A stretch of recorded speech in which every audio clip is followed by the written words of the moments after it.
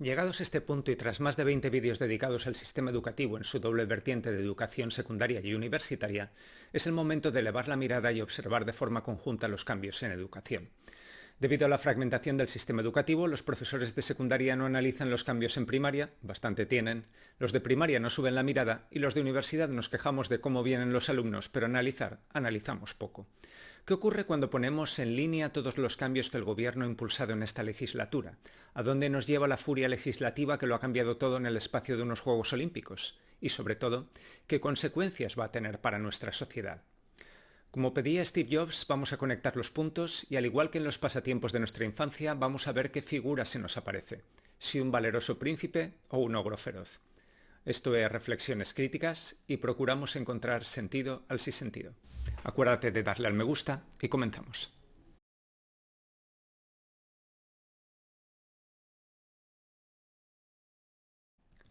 Si prestamos atención a la legislación educativa de los últimos años, observaremos una cantidad de cambios concentrados en el tiempo sin precedentes desde el inicio de la democracia. Enumerémoslos.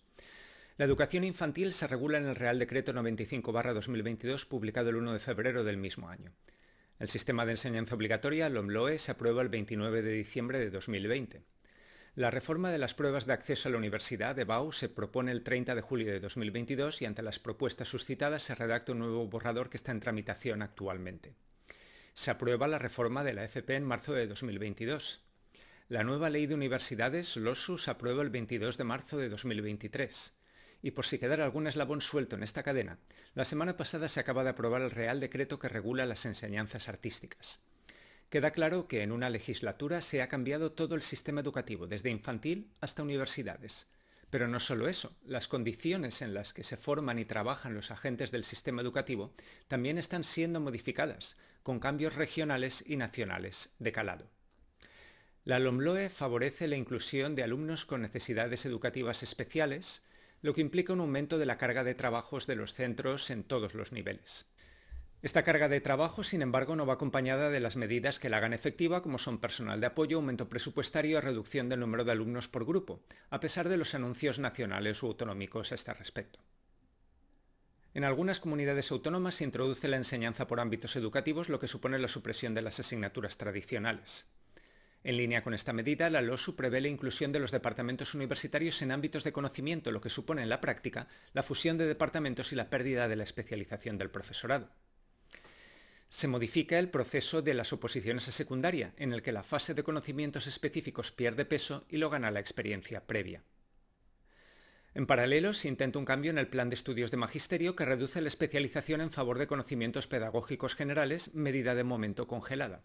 Y al mismo tiempo, en Cataluña se aprueba el proyecto de un MIR docente, idea que ya se sondeó a nivel nacional en 2013, volvió a la carga en 2018 y se replanteó en 2020. Esta propuesta ha suscitado críticas bien fundamentadas, como se ve en este ejemplo y en este otro.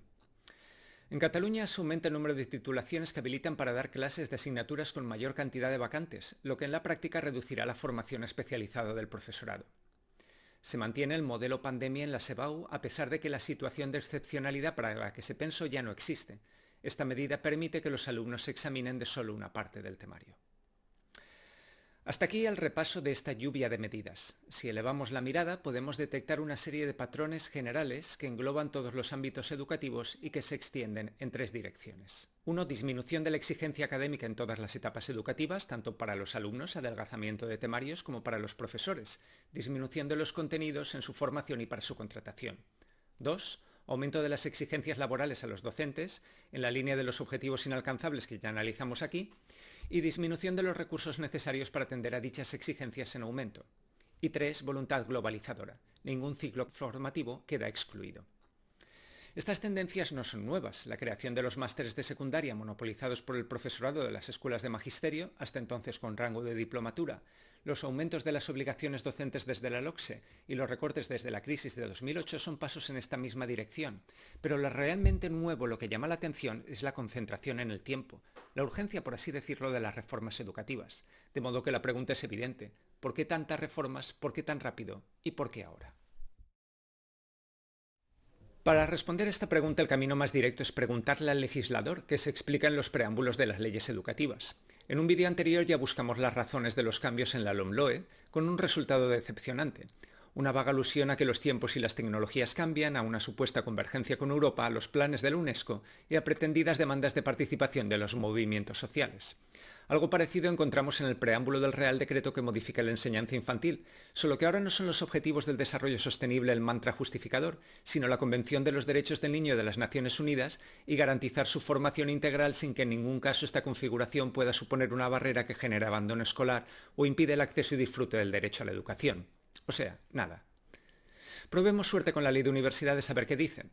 Pues básicamente que hoy la sociedad adelanta que es una barbaridad y que por eso la universidad del siglo XXI no puede replegarse en una torre de marfil, sino que tiene que continuar la labor emprendida y seguir profundizando en su inserción, significación y capacidad de servicio con relación al tejido social, cultural y económico. Asimismo, la creciente gobernanza multinivel del sistema exige intensos esfuerzos de coordinación y cooperación entre los actores. La famosa torre de marfil en la que estamos encerrados los universitarios, dedicados a observar el mundo de las ideas. Qué topo es tan barato de usar. También dice que tenemos que adecuarnos al espacio europeo de educación superior y que existen desajustes entre el sistema universitario y la sociedad, en línea con la doble argumentación que rige el sistema universitario. Pero todo de buen rollito. Esta ley orgánica no quiere imponer soluciones ni trazar caminos concretos en que todo ello deba resolverse. Busca abrir posibilidades, facilitar conexiones, desde un compromiso de los poderes públicos de financiar adecuadamente ese nuevo escenario de transformación y cambio.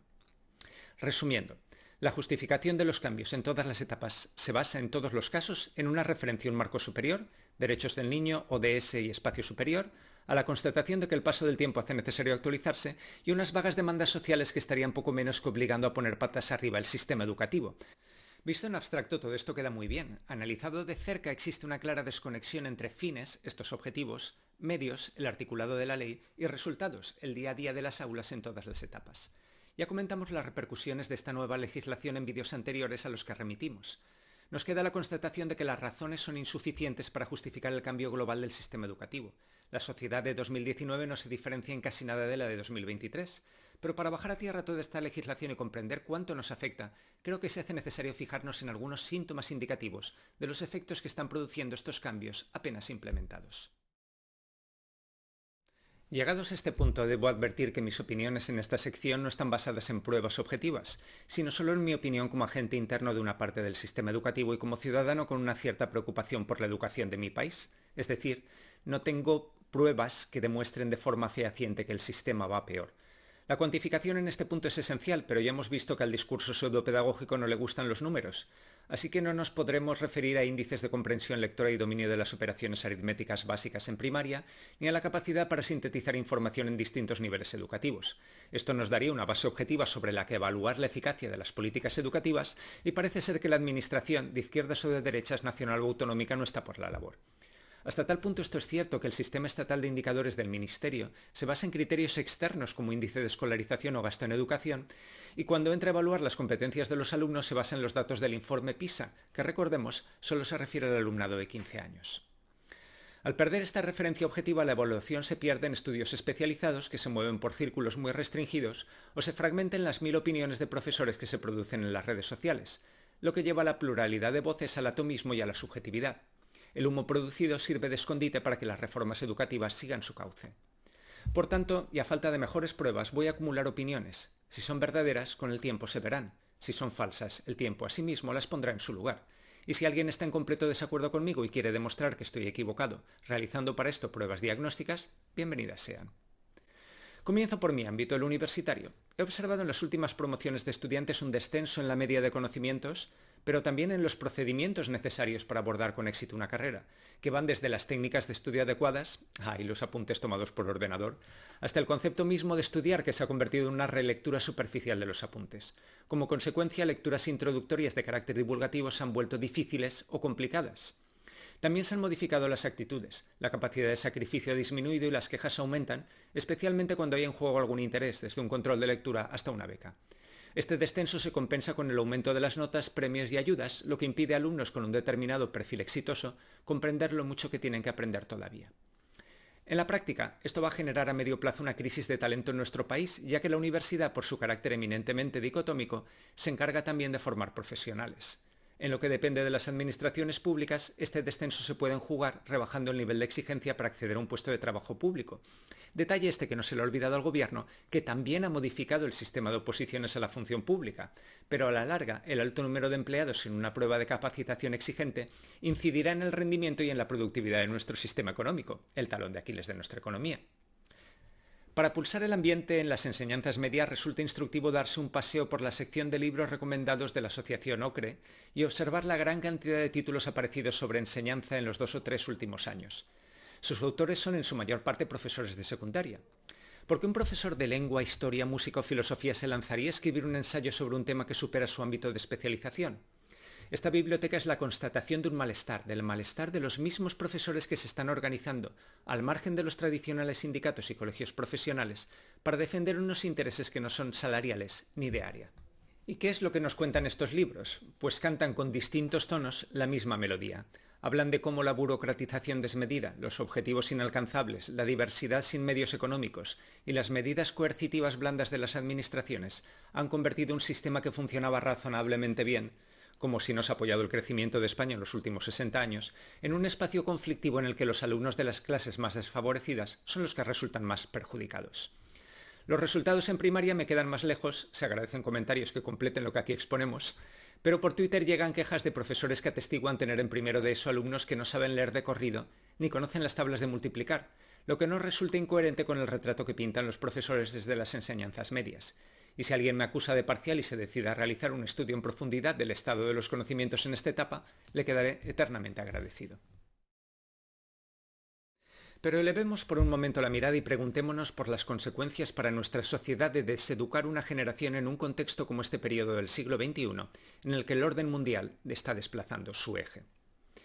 Para empezar, estamos cortando el vínculo que nos une con nuestra herencia cultural. Nuestros estudiantes no conocen nuestra literatura, pierden la capacidad de recordar versos de memoria, de saber quién era la Celestina, de pensar en Quevedo al ver una nariz grande, de ir a ver una obra de teatro de Lope de Vega, pero también pierden la fraseología popular de los refranes y frases hechas, un detalle poco observado pero representativo, porque las expresiones fijas son una forma de literatura popular, como decía Eugenio Coseriu, que nos vincula con la sociedad que la produjo.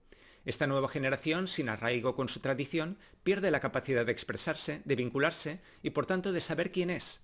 Yo sé quién soy, decía Don Quijote, ¿se acuerdan?